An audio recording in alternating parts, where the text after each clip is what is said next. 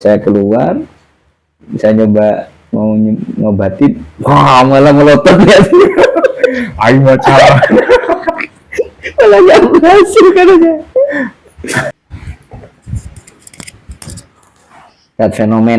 Fenomena di masyarakat itu.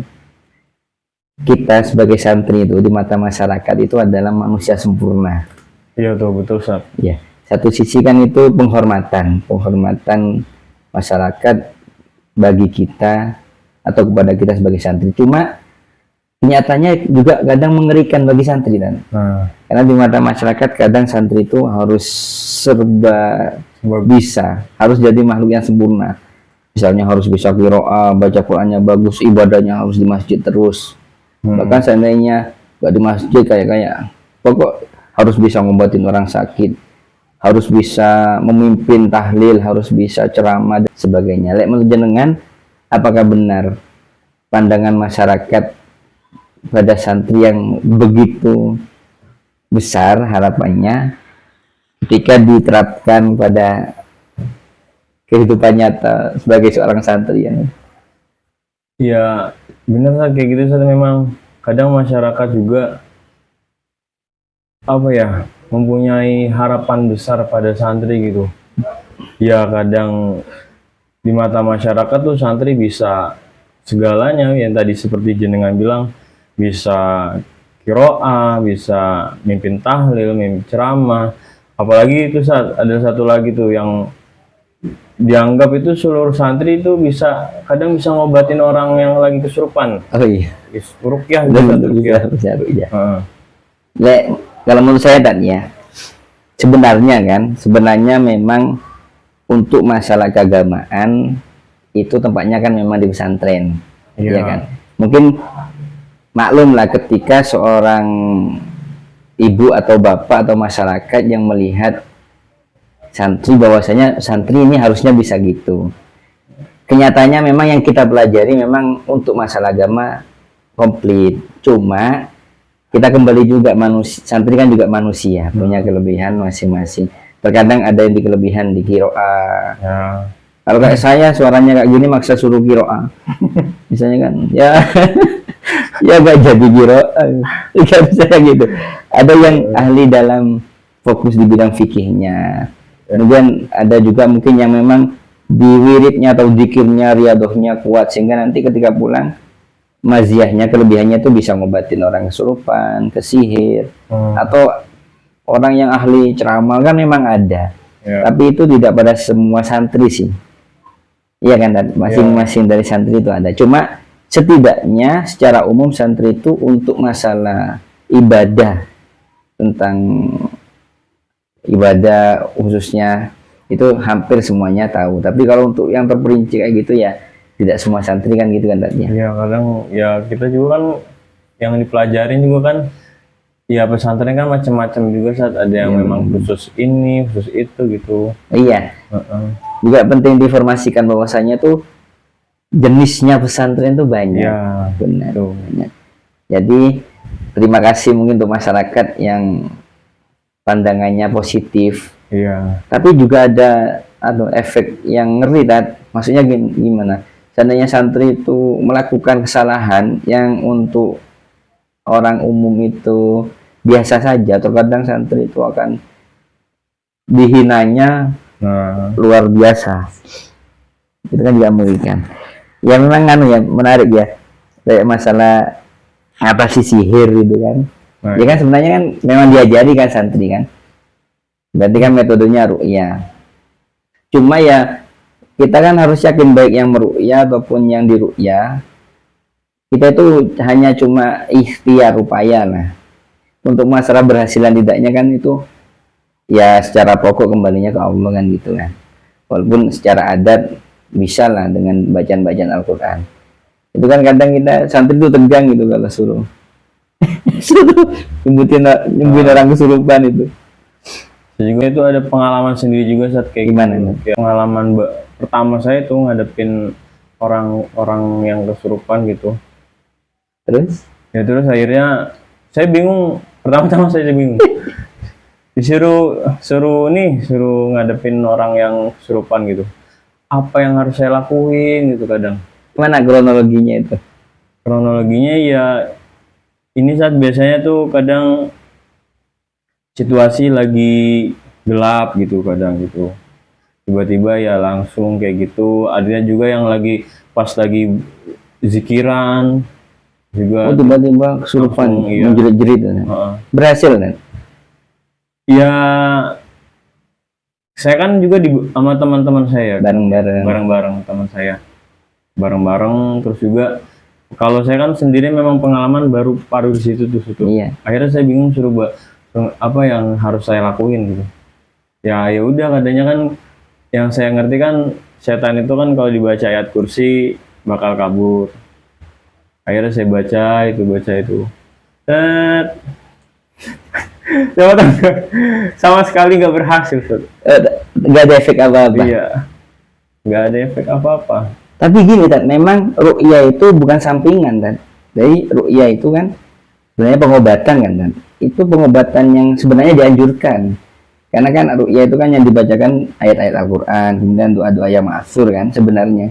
Sebenarnya itu memang bukan alternatif, kadang kan ruqyah itu dijadikan alternatif. Sebenarnya itu kalau menurut karangan kitab dari Bayi Baftu itu, Bayi Maftudil Boyet almarhum, dia menyampaikan bahwasanya ruqyah itu sebenarnya bukan alternatif, tapi harusnya pilihan utama karena apa itu?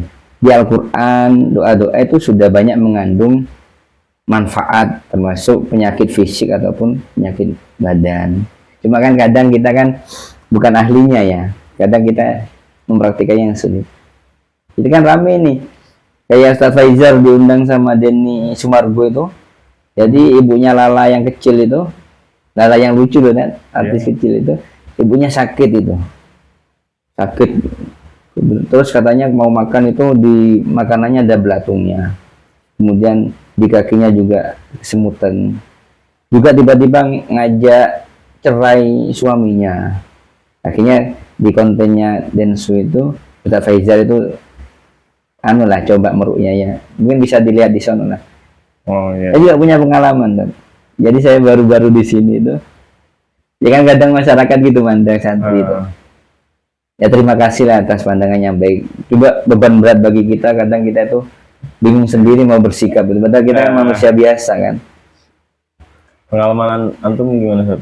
Jadi saya itu yang ketawa. Satu saat ini kan ada yayasan kan? Ya ada. Ada yayasan di situ ya. Iya. Satu saat saya itu sama tetangga saya kan yayasan. Jadi ada anak yayasan sebenarnya kesurupan. Saya itu di dalam rumah. Tiba-tiba, dong, Ustaz, minta tolong, Tad, ada yang kesurupan, Tad. Dan saya itu dalam hati, waktunya tampil ini. Saya baca dikir-dikir, siap-siap, saya baca, sama anu lah, sama dikir apa itu, bekal, saya keluar, saya nyoba mau ngobatin, wah malah melotot ya sih. Aing baca. Malah nggak berhasil katanya. Jadi ya kadang memang kan juga ada anunya ya, ruqyah itu tetap ada sifat-sifatnya ya, tidak sembarangan orang bisa meruqyah, tapi sebenarnya bisa masing-masing itu meruqyah diri sendiri. Ya kita rajin baca Quran, kita rajin zikir yang baik, itu kan termasuk memberikan aura positif kan sebenarnya, seperti itu. Oke, kalau kayak gitu memang ada jinnya dalam diri seorang tersebut gak sih? Atau memang setiap orang itu ada jinnya di dalam dirinya? Waduh, kurang paham saya. Tapi kalau kita lihat kisah-kisah kan Rasulullah tuh pernah nyembuhin anak kecil yang kerasukan. Idhab ya Allah ya, aduwallah gitu. Pergilah, wahai musuh Allah katanya, pergi. Dan satu kisah Rasul juga pernah apa itu kan, nangkep jin ifrit kan. Iya. Katanya di tali, taruh di depan masjid buat mainan anak-anak kecil. Satu kisah kan gitu. Saya yakin kalau kita yakin adanya jin. Cuma yang jadi pertanyaan tuh, benarkah orang ini kesurupan ataupun tidak, itu kan mungkin butuh diagnosa lah, butuh ciri-ciri tertentu katanya.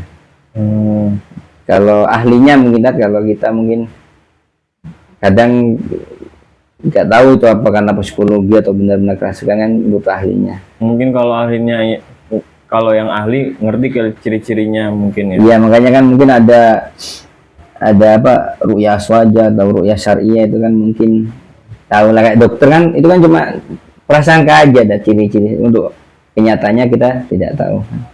Kadang juga saya lihat tuh di podcast di sosial media gitu, Mungkin kan ada orang yang ruqyah malah dibacain ayat kursi, setannya malah lebih Ketawa. pintar. Setannya lebih pintar bacanya. Salah tuh bacanya, malah disalah-salah. Kadang gitu. Ini apa iya benar kata saya. Ada juga ada yang sampai kayak tadi tuh, ayo macan. Iya, mungkin ada sebagian yang benar, ada sebagian tidak. Gitu aja kan aman kan tadinya. Kita mau nyalain yang nyatanya ada, kita nggak nyalain, kadang ada yang Ya pernah ngalamin sendiri gitu ya. gitu. Tapi ini menarik, Tat. Jadi memang juga jadi peringatan bagi kita lah sebenarnya, sebagai santri itu kita harus tetap bisa menjaga terutama akhlak kita, karena memang di mata masyarakat seorang santri itu memang kayak makhluk sempurna, Ya. bisa segalanya. Dan itu sebenarnya peringatan kan, bagi kita untuk berusaha memang bisa menjadi orang yang akhlaknya sempurna, yang baik lah maksudnya. Walaupun ya kenyataannya masyarakat juga harus maklumi bahwasanya santri itu juga manusia lah, gak seperti yang kalau salah dikit dimaklumi. Iya. Mungkin ada lagi, Tat, apa yang ingin sampaikan Hamyan ini, masalah ini sihir atau apa, atau fenomena masyarakat ini dalam memandang santri? Ya itu aja Sat. Paling ya tadi aja gitu, kayak santri itu dipandang sama masyarakat tuh ya serba bisa lah, tapi kan padahal kenyataannya ya tadi ya seperti itu yang tadi sudah kita bahas. gitu. Santri juga manusia, tapi memang tidak memungkiri di pesantren untuk masalah agama hampir diajarkan, baik tentang qiraah ataupun berceramah, berwasiat, bahkan pengobatan secara syar'i juga diajarkan. Cuma kembali kepada manusianya, setiap santri itu punya keistimewaan masing-masing. Dan santri pun juga berpeluang melakukan kesalahan, jadi ya kalau salah ya diingetin. Ya. Tapi memang santri harus sebagai kader terdepan untuk menunjukkan akhlak-akhlak yang baik. Terima kasih, Tat, semoga bermanfaat. Semoga ini bisa menginspirasi teman-teman yang lain. Terima kasih.